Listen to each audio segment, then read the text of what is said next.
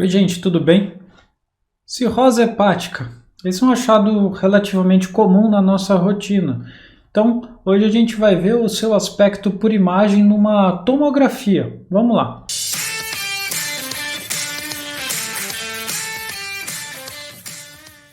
Bom, a gente vai ver a morfologia do fígado, né, para discutir a cirrose hepática. Então, nada melhor do que a gente começar com o aspecto normal, de um fígado normal. Isso aqui é uma tomografia de uma paciente jovem, feminina, e está feito com uma fase com contraste, fase portal. O que nos importa nesse caso é ver o contorno a princípio do fígado. Veja como ele é bem regular, bem homogêneo, né? Você consegue desenhar com uma linha num traço único. Aqui você vê esses contornos, a borda é fina, então esse é o aspecto normal. Veja que o tamanho do lobo esquerdo é mais ou menos esse, o lobo direito é maior, e aqui ó, você tem esse lobo que é o caudado. É importante a gente ver essa relação, então o caudado tem esse tamanho, aqui está o lobo esquerdo, né? Olha como é esse contorno, esse biquinho aqui ó, bem pontiagudo, né? Bem fino. Então, isso daqui fica com essa imagem e aqui para baixo você vai descendo vendo o fígado todo aqui, o lobo direito, bem maior. Ótimo. Isso daqui é um fígado normal. Agora a gente vai ver um paciente masculino de 58 anos com uma hepatopatia crônica. Vamos ver o aspecto de imagem daquele fígado e dos outros achados que a gente consegue ver. Nesse caso, a gente só tem a imagem sem contraste, mesmo assim a gente consegue dar muita informação. Aqui a gente está no tórax, vamos chegar para a região abdominal. Então aqui a gente já está com o abdômen. Veja que essa parte aqui, isso daqui é o fígado. Olha só como ele é muito diferente em relação ao fígado que a gente viu anteriormente normal. Ele é todo irregular, cheio de contornos irregulares. Você tem as bordas rombas, não é aquela borda fininha. E olha só como ele tem uma redistribuição volumétrica. Veja como aqui o lobo direito ainda é maior, né? Mas ele dá uma reduzida em relação ao que ele era antes. Você tem daí uma proeminência do lobo esquerdo e do lobo caudado. Isso daqui é o clássico de uma hepatopatia crônica, né? Você pensando já num quadro mais avançado como uma cirrose hepática. Quando você tem esses casos, é muito comum ter hipertensão portal. Como que a gente vai ver por tomografia a hipertensão portal? O primeiro achado é o aumento do calibre da veia porta. Nesse exame é difícil, porque você está sem contraste, mas você consegue ver que a porta está passando aqui. Aqui a gente está vendo já o ramo direito da porta. Então ela está nessa parte. Vamos medir o tamanho dela, vamos ver quanto que ela mede. Aqui ela está medindo 1,9 centímetros, ela está maior. O normal é até 1,5. Então aqui você tem um aumento do calibre da porta.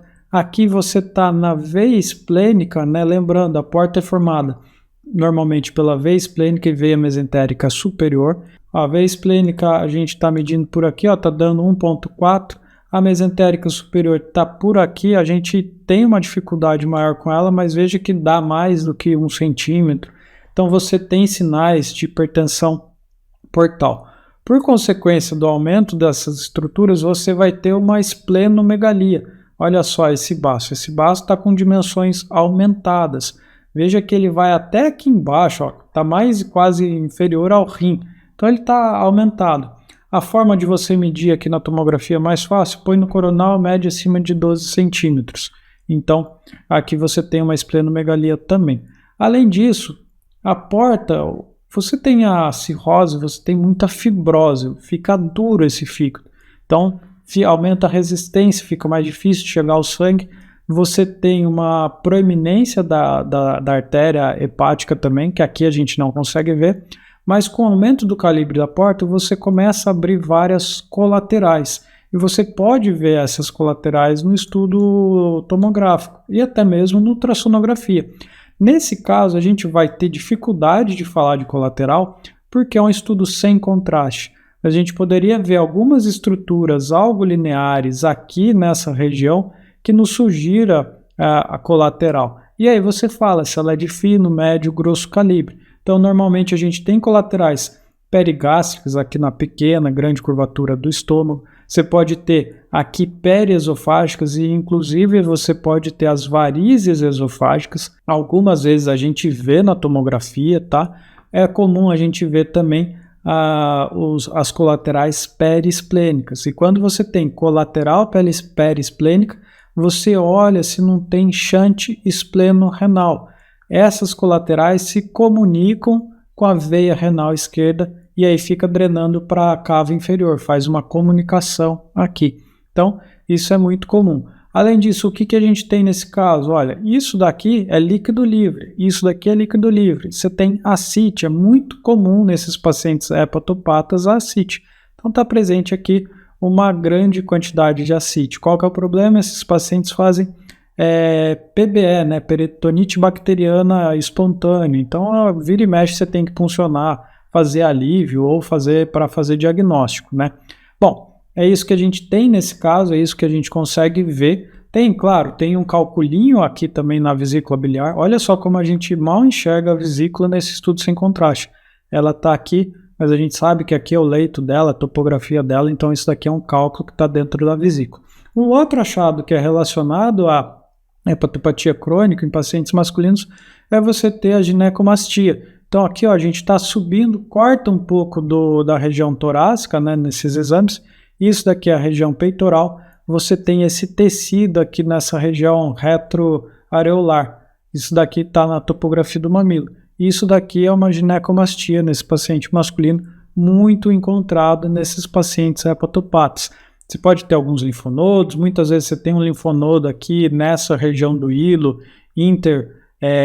porto-caval, que é comum de ser visto nas hepatopatias crônicas. Mas o que a gente consegue ver bem nesse estudo sem contraste é um fígado com sinais de hepatopatia crônica, caracterizado por contornos irregulares, bordos rombos, redistribuição volumétrica com aumento do lobo esquerdo do caudado e redução relativa do lobo direito, sinais de hipertensão portal com aumento do calibre da veia porta, da veia esplênica, da veia mesentérica superior, a esplenomegalia, nesse caso ela não é homogênea, ela tem alguns focos calcificados aqui de permeio, e eventualmente você vai ter as colaterais também. Aqui você tem a ascite e você tem a ginecomastia associada. E esse paciente tinha um aumento volumétrico na região do escroto. Por que estava acontecendo? Isso daqui é ascite, esses são os canais inguinais desse paciente, ele está alargado e preenchido por aquele conteúdo, pela ascite. E aí essa ascite está se estendendo até a região do escroto. Então aqui você vê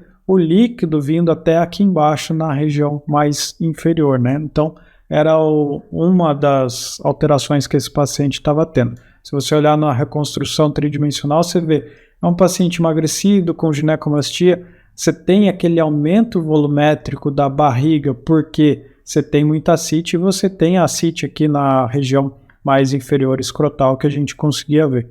Ele estava sondado, aqui você até vê a sonda ó, nessa parte aqui, dava para ver também a sonda na tomografia, vamos mostrar rapidinho.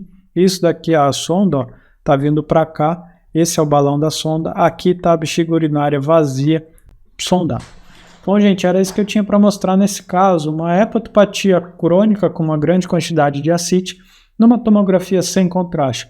No futuro a gente mostra um caso com contraste que vai dar muito mais detalhe, a gente acrescenta outros achados nessa próxima discussão.